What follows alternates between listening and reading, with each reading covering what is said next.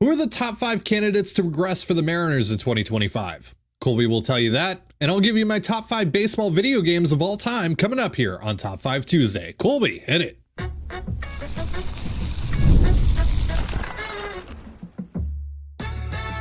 You are Locked On Mariners, your daily Seattle Mariners podcast, part of the Locked On Podcast Network, your team every day. Ahoy, sailors. It is Tuesday, October 29th, 2024. This is Teddy Gonzalez and Colby Patnode for the Locked On Mariners podcast, part of the Locked On Podcast Network, your team every day. It is Top 5 Tuesday, and the wheel has determined that Colby will give you his top 5 regression candidates for the Mariners in 2025, and I'll give you my top 5 baseball video games of all time. So should be fun. Before we get into that, though, shout out to our title sponsor today, PrizePicks. Download the app today and use the promo code LOCKEDONMLB, that's LOCKEDONMLB, to win $50 instantly when you play your first $5 lineup. PrizePicks, run your game. And if you want to hear from me and Colby even more and help support the show, check out our Patreon. Sign up now to hear us create our 2025 Mariners off-season plan, which we should be wrapping up on tomorrow's episode of CTZ. So be sure to check that out. All right, so top 5 regression candidates. A perfect topic for you, Colby, some would say. But I think you're going to be attacking this a little bit differently than maybe some would expect. Yeah, as I often do, I'm going to redefine the parameters to fit what I want to talk about here. So, yes, regression to what? Regression to the mean, right? To what is and what is reasonable to expect from a player. And that regression works both ways, right? You can have positive regression towards the mean. You could have negative regression to the mean. So, while I'm sure the spirit of the question is regression candidates like that, I would also challenge you with this. Pick 5 players on the Mariners who could be significantly worse than they were this year. I think that would be pretty easy for some of our listeners. Sure, but Jorge Polanco's not going to be here. Mitch Garver isn't going to get worse than he was this year. He can't. Mitch Haniger probably shouldn't be There's definitely going to be a comment down below that's like John Stanton, Jerry DiPoto, Justin Hollander, Dan Wilson. Yeah. Never heard those jokes before. Keep saying them though. They're really funny. Anyways, so yes, regression to the mean is what we're shooting for here. And I think on my list of 5 right now, I have 2 negative regression candidates, 2 positive regression candidates, and 1 that's kind of up in the air. It could go either way. It kind of depends on how you want to view it. So let's start off the list on a positive note, as I am known for doing. And we'll go with positive regression to Julio Rodriguez. I think the 2024 season that we just saw, that is not an average Julio season. That's the floor. Like, that's the minimum, assuming he plays enough games. Obviously, he could always get hurt 60 games in, and that's the new floor, blah, blah, blah.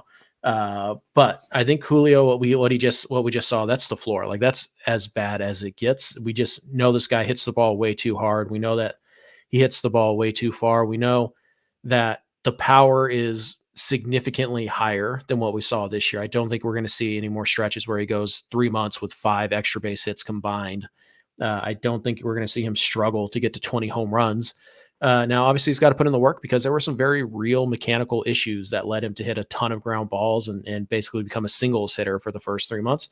So he's got to change that. And we started to see those changes really from July forward. To the end of the year, we saw those changes. And I think that's the version of Julio you're going to get for most of 2025. Is he going to put up a 160 WRC plus for all of 2025? I mean, he could. Like, that's certainly like in his skill set. Is it likely? No. I think he'll probably settle in somewhere in the 130 to 140 range. And I think 125 to 130 is pretty much the mean. Like, I think that's an average Julio season. I just think the guy's way too talented. I think we started to see the positives really come into play starting, early July. And then obviously he finished very strong, but if not for that 3-week stretch there, he probably would have hit a 3-week stretch on the IL. He probably would have hit 24, 25 homers, maybe even stolen 30 bags. He just didn't really run after that injury for obvious reasons. And we know the defense is really good. So I think his floor is basically what he was this year, which is a 3.5 win player, 4-win player. That's the floor. He can improve and get to the median. And I think the median for him, or the the mean, whatever you want to call it, is 5.5 wins. I think that's where he should be. So I think Julio is actually a positive regression candidate simply because he is far too talented to consistently put up the season that we just saw, which for anybody else would be a really good season. But Julio's that talented. So that's why he's going to positively regress. Yeah, and you've obviously seen it in these hot stretches, particularly over the last couple of seasons. It's absolutely not far-fetched at all to expect that he's going to be able to level out that production over the course of a full season eventually. And yeah, I think that'll happen here in 2025. Mm-hmm. Yeah, so coming in at number 4, we have a bit of the choose your own adventure type of player here. You can either see this as positive regression or negative regression. It's kind of up to you. Are you a negative person or a positive person? I wonder. But number 4 is Luis Castillo. Now, people would always say Castillo already did regress, and he did, but I think there's a chance he can actually fix it and get right back to where he was. I don't think this is necessarily a permanent step backwards, because when you look at Luis Castillo, when you dig into the numbers for last year, his problem far and away is against left-handed hitters versus right-handed hitters dominated them. Right-handed hitters hit 205, 253, 323 against him. Lefties, on the other hand, 275, 336, 509 against Castillo. You look at some of the other numbers here. The K per 9 against righties is 995 versus lefties. It's only 776. Base on ball per 9 was 1.84 versus righties, 3.13 against lefties. The FIP against righties is 259. The FIP against lefties is 557. So yeah, very clearly he was pretty bad against left-handed hitters this year. I mean, really bad. Just to be blunt and perfectly honest, he was not good. He needs to get better against left-handed hitters. When you look at the pitch mix, the fastball, the four-seamer, and the slider were both very good. Now, the fastball took a step back a little bit in terms of whiffs, but still opponents hit 203, I believe, against the pitch. The slider also very good. Opponents hit, I think, under 210 against that pitch as well, with a pretty healthy whiff rate. So those two pitches were fine. Unfortunately, the sinker was the real culprit here. It was hit, and it was hit hard. And for a pitch that is supposed to be, hit on the ground, a 457 slugging percentage against that pitch is disastrous. So why am I optimistic that this could just be a one-off and Castillo can regress to the mean, even though he's going to be 32 here in a couple weeks? I think it's the changeup. When he was acquired, his best pitch was the changeup. Since coming to the Seattle Mariners, it's been his worst pitch. He doesn't throw it that often, and he's mostly been a sinker slider guy. But his ground ball rate has gone down over the last few years. The sinker, as we mentioned, is getting elevated. He's not commanding it very well. The four-seam fastball still has juice. It still has value. He's still getting a good amount of whiffs on it. The slider is still very good. But when your sinker and your changeup are your two worst pitches as a right-handed pitcher, and those are the pitches that you need to get out lefties, you're in trouble. So the changeup hasn't been good for a few years. He's thrown it less and less every year. That needs to change. Luis Castillo needs to get back to the changeup. Maybe he'll never get it back to what it was in Cincinnati, but it needs to get closer to what that was, because that is the legitimate weapon. And if he can get to a point where lefties are just average against him, they're not crushing him. He doesn't even have to dominate lefties, but if you can get to the point where that's average, I think you're going to see the ERA slide right back down to the, mid to low threes. You're going to see the FIPS slide back down. You're probably going to see more strikeouts. The whiff rates are going to go back up. So I think the changeup is the key here for Luis Castillo, but he did take a step back this year. He is 32. Is he willing to adjust? Is he willing to adapt? Some guys aren't, and it bites them at the end. They just think, oh, well, I'll just be more crisp with my sinker. I'll just tweak that pitch, and that'll get me back on top. You have to be willing to adapt. You have to be willing to change. And if Castillo isn't, we could see him take yet another step back. He's 32 years old. If he is, and he could just bring back a pitch, which not only has he previously had, a pitch that he previously dominated with just 2 years ago, if he can bring that back, then he's going to equalize things against lefties. You look at the fastball run value, elite fastball run value, breaking ball run value, it's like 87th percentile. He needs the changeup. That is the pitch that will either save or sink Luis Castillo in 2025. So 2024, is he going to regress below that? Is he going to be better than he was? I don't know. Yeah. Well, and like you said, at the very least, the change that you think he needs to make is something that he already has, right? You're not asking him to do something he's never done before, right? No, I'm not asking him to learn a pitch he's never thrown in his life. I'm asking him to rediscover a pitch that he dominated with for a couple of years, that he probably still has in his back pocket. Again, maybe it needs to be refined. Maybe he needs to tweak some things on it, but that's the pitch that should be his focus. Get that changeup back. All right, so we're going to get into your top 3 regression candidates in just a moment. But first, a reminder, this episode of the Locked On Mariners podcast is brought to you by FanDuel. Get ready to tackle the NFL action with FanDuel, America's #1 sportsbook, because right now new customers can bet $5 and get $150 back in bonus bets if you win. The FanDuel Sportsbook app gives you everything you need to place live bets on the NFL all in one place. So when you get a hunch in the middle of the game, you can check out the latest stats, view live play-by-play, and so much more on the same page where you place your bets. Just visit FanDuel.com to join today. You'll get started with $150 in bonus bets if you win your first $5 bet. That's FanDuel.com. Never waste a hunch and make every moment more with FanDuel, an official sportsbook partner of the NFL. And you're listening to the Locked On Mariners podcast. It is Top 5 Tuesday. The wheel has determined that Colby will be doing his top 5 regression candidates this episode. He has already done his first 2. We're going to get into his top 3 now. And then after that, I'll be giving you my top 5 baseball video games of all time. So look forward to that. So Colby, number 3 on your top 5 regression candidates list. Yeah, we'll go back into the positive here a little bit. JP Crawford, I think, is a pretty good bet to regress back to the mean. And for JP Crawford, I think the mean is league average, right? Like, we're never going to see 2023 JP Crawford again. It was fun, never going to happen again. That's fine. Doesn't need to happen. But he can't be as bad as he was this year. Like, JP Crawford was the worst, or one of the worst left-handed hitters against right-handed pitching in all of baseball. He was dreadful, and that is such a weird split. It's such an outlier split too, that you almost have to look at it and say, like, that's not repeatable. Like, you can't possibly be that bad against right. Even if you're not very good, you just can't be that bad. So JP, he dealt with a couple of injuries this year. The bat, it's tough to blame the injuries for the lack of production though, because he was never really, on a roll at any point this year. Like, so I don't think it's fair to say the injuries hurt. Like, I mean, obviously injuries hurt, but like, the injuries didn't hurt his production. Like, it's not as easy as just being like, oh, he'll be healthy this year, it'll be fine, that'll fix it. No, JP has to make some serious changes. He has to, put in some work on his swing this year. Like, obviously, he was in 2023, he was getting to the pull side a lot more. He was driving the ball with authority to the pull side, and that's how he found 19, 20 home run power.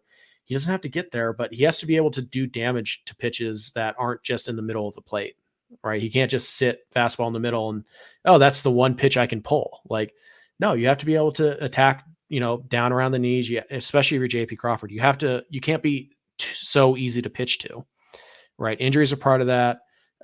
It's interesting. I didn't notice any major changes in his swing or anything like that this season. So I think possibly the league adjusted to JP Crawford, and JP Crawford just didn't adjust back to the league. It just pretty much the same cookie cutter thing we saw last year. So it's on him. He's got to put the work in this winter. He's got to, figure out what went wrong, figure out how to change it to get back to closer to what he was in 2023. But again, even with just minuscule changes and just a little bit of better luck, it's almost hard to imagine that he's not going to be at least 10, 15% better than he was in 2024, just by, putting in putting in work this winter and just understanding this is how pitchers are attacking me now. I need to adjust. I need to counter punch. And, JP has been a league average bat for pretty much his entire career, with the exception of 2023, when he was well above league average, to this year where he was well below league average. The middle there has to be some middle ground, right? I can't fathom that, especially after the changes that he made in 2023 or leading into the 2023 season, that he's this bad, right? No. So, I never thought that he was going to be, a perennial 130 WRC plus guy. Like, I didn't think that he was going to be able to carry that over from 2023 to 2024. But I felt like, all right, I feel pretty good. He's going to give me a 110 to 115 WRC plus from this point forward with the changes that he's made. And then it just went in the complete opposite direction. It was mind blowing, frankly. Yeah. I mean, like, you look at what he was in 2021, he was a 103 WRC plus. In 2022, he was 105. And then the spike year at 136. And then this year, all the way down to 89. It's the lowest his WRC plus has been since his first season in Seattle. So you have to go all the way back to 2019 since he's been this bad. I think regressing to the 2021, 2022 type of season is totally doable. Again, JP's 29 years old. It's not like he's 33. And he fell off a cliff or anything like that. He's still in his athletic prime. Again, I think this is just about getting a little bit healthy, understanding that, your success leads the league to counter offensive you. You need to find a way to strike back. You need to make the changes. You need to be better, right? You need to simply be JP Crawford.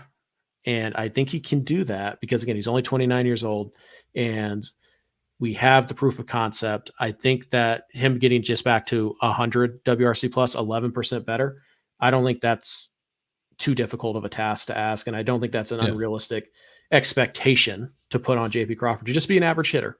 Yeah. And frankly, if he is an average hitter or slightly above average hitter, I think that significantly changes the outlook. Yep. JP Crawford is one of those, he's going to be one of those pendulum players that has the potential to like lift the Mariners to the American League West championship, or he could have another down year and he could be the guy who drops them to, fringe wildcard contention. I mean, if you had JP Crawford of 2023 this year, you're making the playoffs. You've made the playoffs. Like, I might win the division. Like, that's how big of a difference JP Crawford made. But I just think JP getting back to what he was in 2022, which is 105 WRC plus, I think that's a totally reasonable expectation. And I think that is something that you should more or less be able to bank on heading into this year. And that's why he's a positive regression candidate. So number 2 on your list, who is it? Yeah, no more positivity.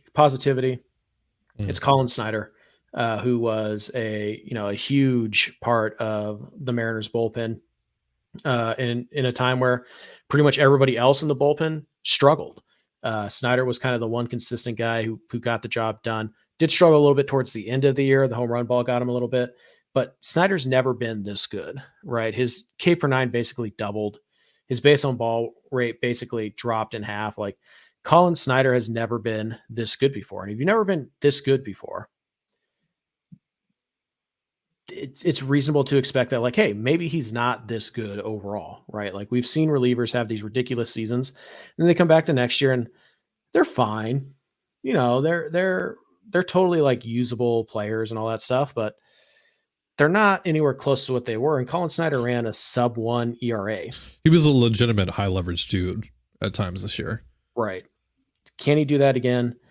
I don't know. Like, he ran a sub-2 ERA. The FIP says he got a little bit lucky, which, understandably, I think is fair. But yeah, like his K per 9 went from 4.87 in 2023 to 10.15 in 2024. Doubled. The base on balls basically cut exactly in half. 5.75 base on ball per 9 in 2023, 2.81 this last year. That's insane. Before this year, his career best FIP was 4.45. This year was 3.41. This is the first year he's had a positive WAR. Now, it's not a huge sample size, right? It's not like Snyder's been in the league for 10 years or anything like that. But the question is, like, is this repeatable? If you're looking for, reasons for optimism, yeah, it might be because there was a tangible change that the Mariners gave to Colin Snyder, or maybe Snyder discovered it himself, but it's essentially the same, game plan that the Mariners gave to Paul Sewald that turned Sewald into, a high leverage reliever for 3 years. It is, hey, you throw this kind of like high sidearm release point thing. You're a sinker slider guy. We want you at the bottom of the zone. That's what Snyder's been told his entire life. Don't worry about strikeouts. You're a ground ball guy. Comes to Seattle. They said, hey, your sinker actually sucks. It's your worst pitch. Stop throwing it. Throw your four seam fastball. Throw it at the top of the zone too. The sweeper's really good. Throw that. Mix in the cutter. Ditch the sinker. You don't need it. It sucks. It's terrible. And that's basically the exact same game plan they gave to Paul Sewald. And the results for those two guys in their first year in Seattle, pretty identical. And the questions were, can Paul Sewald repeat that, or is this just a one-year thing? He could repeat it. He did a couple more times. So can Snyder repeat that? Sure. Until you see it happen a second time, though, until you see these changes stick and, actually improve, it's tough to say that you just bank on this guy. Like, you should not enter next year expecting Colin Snyder to be, like, to use a very generic term, an eighth inning guy. Like, Snyder should be a middle guy who works his way into that as he proves himself again and again. So I actually think that Snyder's season might be more legit than not because there were tangible changes made, but he's absolutely a regression candidate because he's only done it once in his entire career. And he's 28, 29 years old. Like, he's an older guy. So of course he's a regression candidate, but I am reasonably optimistic that he can at the very least be like a seventh inning type of guy, kind of in that, be in the mix in the middle, sixth, seventh inning type and be pretty good at that. All right. So you will give us your top candidate in just a moment. But first, a reminder, this episode of the Locked On Mariners podcast is brought to you by PrizePicks.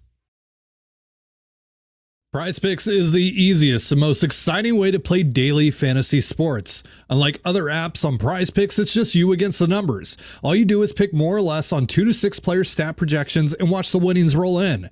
You can now win up to 100 times your money on PrizePicks with as little as 4 correct picks. You can turn $10 into $1,000. Cook up hot takes with your friends and win real money this football season when you and your crew run your game on PrizePicks. Download the PrizePicks app today and use the promo code LOCKEDONMLB to get $50 instantly when you play $5. That's promo code LOCKEDONMLB on PrizePicks to get $50 instantly when you play $5. You don't even need to win to receive the $50 bonus. It's guaranteed. PrizePicks, run your game. And you're listening to the Locked On Mariners podcast. It is Top 5 Tuesday, and Colby is wrapping up his top 5 regression candidates for the Mariners in 2025. And right after he's done with that, I'll be giving you my top 5 baseball video games of all time. But all right, Colby, tell us about Victor Robles. Why is he your number 1 regression candidate for the Mariners? Number 1 is Cal Raleigh, because nobody can be that successful hitting 210. You want to be that guy, huh? He hit 210, Ty. Right. He struck out like 30% of the time. Of course. So I've been told on Twitter many a times. Yeah. It's Victor Robles. Of course it is. Are you nuts? Like, you're a fool if Victor Robles isn't number 1 on your list. Again, regression candidates. You don't have to predict regression. It doesn't mean that they are going to regress. Right. Yeah. But come on. Victor Robles for 70 games last year essentially was an MVP candidate. And he's never been anywhere. It's so crazy to say that out loud. It is, but it's accurate. He was a 3.5 win player in 70 games. Yeah. Like, do the math. Like, that is a 7 win player right there. That is an MVP candidate right there. And he has never come remotely close to doing that for any consistent period of time, any significant stretch of time in his entire career. Not anywhere close. Of course he's number 1. Of course you should be worried about Victor Robles, because if you're banking on him doing what he did last year in 2025, you're asking to be screwed. Like, you're asking to just be in a terrible position. You have to protect yourself from Victor Robles regression. And unfortunately, even if Robles is like a league average bat, which he probably could be, like, that is still significant regression from what he was last year, because last year he was an elite hitter. Of course, Victor Robles is number 1. It's the easiest number 1 on any list we've ever done. Of course, you should be most worried about him regressing to the mean, because he's got the farthest to drop too. And he's never done it before. Like, this is a no-brainer. And of course it's Victor Robles. So thank you for that, Colby. Appreciate it. Now it's my time to shine. Yeah. The wheel has determined that I am going to give you my top 5 favorite baseball video games of all time. All I'll say before Ty starts is that this is as easy of a number 1 as the regression candidates. Don't screw it up. Yeah. I think we're on the same page there. We'll see. Yeah. As those Final Fantasy VII figures might indicate. I like video games. Video games are pretty cool. Yes. Pretty big fan of them. So this is definitely a topic that needed to go to Ty. So I'm glad the wheel landed on it for him. Yeah, no, I think the wheel was perfect for both of us Mm-hmm. this week. So let's get some honorable mentions out of the way. I couldn't really decide on like the ongoing series, like which one to pick out of the ongoing series. So like MLB The Show, Out of the Park. Those series don't show up in the list, but Those are honorable mentions. Out of the Park is sensational, especially for people like Colby and I who love roster building and all that stuff. Mm-hmm. It's great. MLB The Show. I'm not a huge fan, honestly, of the series. It comes and goes, but I have issues with it. It's far and away the best game right now. Because it really is like the only game. But I mean, like, yeah. For that not to be number 5, or at least number 5, I already hate your list. But shout out to MLB The Show 09.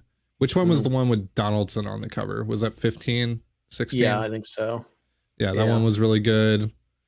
The newest one is fine, but I don't know. Like, not a huge fan of the way the game looks.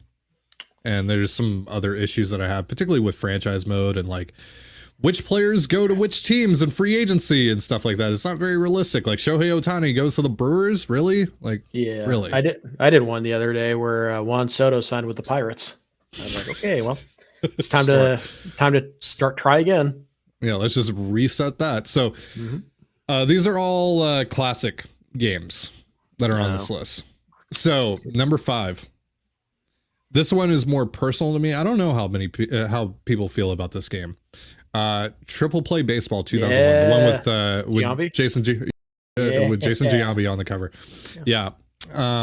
Used to play that on my PC. Yeah, same. So I used to play the PC version all the time with my dad, and we would always play the Home Run Derby, specifically in the living room stage. Right? The living room stage was incredible.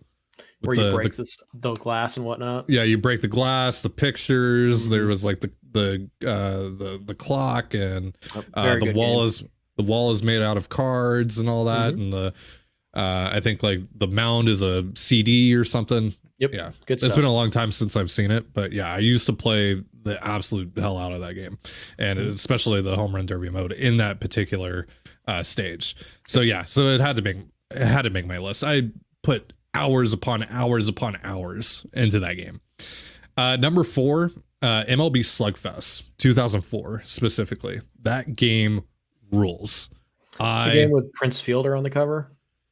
This one had Pujols. I hate Slugfest, so wrong. MLB Slugfest, you hit a ball and flames shoot out of the back. Get out of here. That sounds amazing.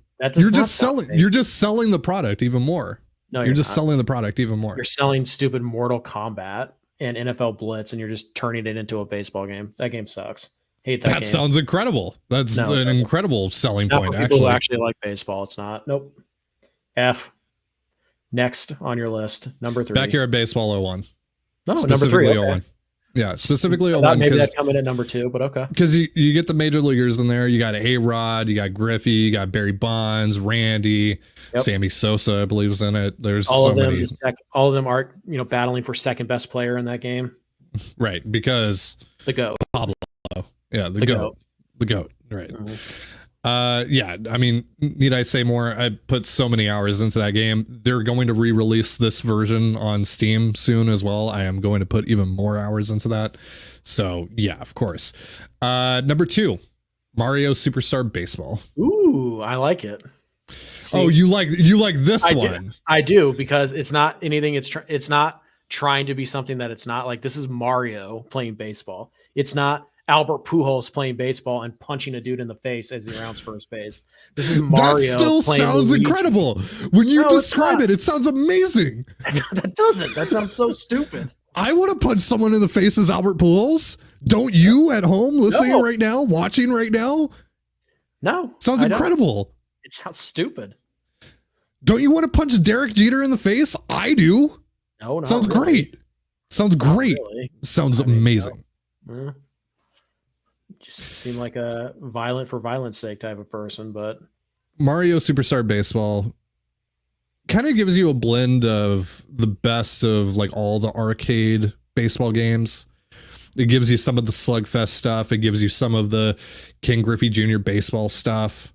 It's just it's so, make your list. It's so much fun. That's also an honorable mention. I can't believe Wii Baseball didn't make your list. Wii Baseball did not make the list. No, sorry. Yeah. But yeah, Mario Superstar Baseball, fantastic game. And I'm also putting it on this list for the sake of giving me an opportunity to get on my soapbox here on this show and tell Nintendo to get your heads out of where the sun don't shine and actually make a new one, please. Because you've made a new Mario Golf. You've made a new Mario Strikers. You made a new Mario Tennis. Give us Mario Baseball, please. And thank you. If you like money, which I know you do, give us Mario Baseball. Thank you. So 20 years as a Mariner fan tells me that they like money. Number one. Do I even have to say it? It's the undisputed GOAT, right? MVP NCAA Baseball 2005. Baseball 06. Oh, okay. Oh, that is a good one too. That is a good one. Never got to play it, unfortunately, but yeah. Yeah. I'd like an NCAA baseball game, but yeah, it's MVP baseball. 04 yeah, or 05. I mean, they're both really good, but yeah, but the very last one with Manny on the cover, of course, it's a classic. I mean, I was even watching gameplay of it today in preparation for the list. Like the animations in those games, and specifically 05 for a PS2 game, are better than some of the animations you see in MLB The Show 24. Like at times it looks like a more realistic baseball game than what we have right now on modern day hardware, which is honestly kind of sad. If you eliminate the graphics, sure. The graphics are, obviously, old. They're right? 2004, 2005 computer graphics, 2005 graphics. Yeah. But like the actual animations themselves though, like just watching like the follow through on swings, stuff like that, like it looks frankly better than some of the animations in MLB The Show right now. Anyway, I have a lot of issues with MLB The Show, but that's neither here nor there. I think this was the last, I might be mistaken on this, but this might be the last baseball sim, not like an arcade game, that you could have your manager get ejected in. I don't know if they ever had that in MLB The Show. I know they had like charging the mound in a couple of the MLB The Shows, but I don't know if they ever had manager ejections. I feel like they tried to bring that back a few years ago in like the show or whatever, and then they just kind of scrapped the idea. Did they? Yeah. By the way, one of the more annoying things on MLB The Show is how often you get to challenge a play. Like you don't get to challenge a play whenever you want. It has to prompt you. It has to prompt you. Yeah. And it's like, and you can only challenge plays at first base. And I feel like it only prompts you to when it knows that it'll overturn it. Because I feel like every time I challenge it, it overturns it. Yeah, for the most part. There's been a couple times where like you watch the replay and you're like, no, that's clearly the right call. But yeah, for the most part that. And you can only ever challenge plays at first base. Like, yeah. So that is going to do it for our show. Let us know your top 5 baseball video games of all time. Before we get out of here, a reminder that Locked On has launched the first ever national sports 24/7 streaming channel on YouTube, and now it's also available on Amazon Fire TV and the free Fire TV channels app. Locked On Sports Today is here for you 24/7, covering the top sports stories of the day with the local experts of Locked On, plus our national shows covering every league. Find Locked On Sports Today now available on the free Fire TV channels app. Thank you so much for joining us here on the Locked On Mariners podcast. For Colby Patnode, I'm Tiding Gonzalez. Be sure to give us a follow on Twitter at LO_Mariners. You can follow me at Tiding Gonzalez and Colby at CPAT11. That's CPAT11. You can also find all that stuff in the description of this episode. Have yourself a beautiful baseball day, and we'll see you next time. Peace.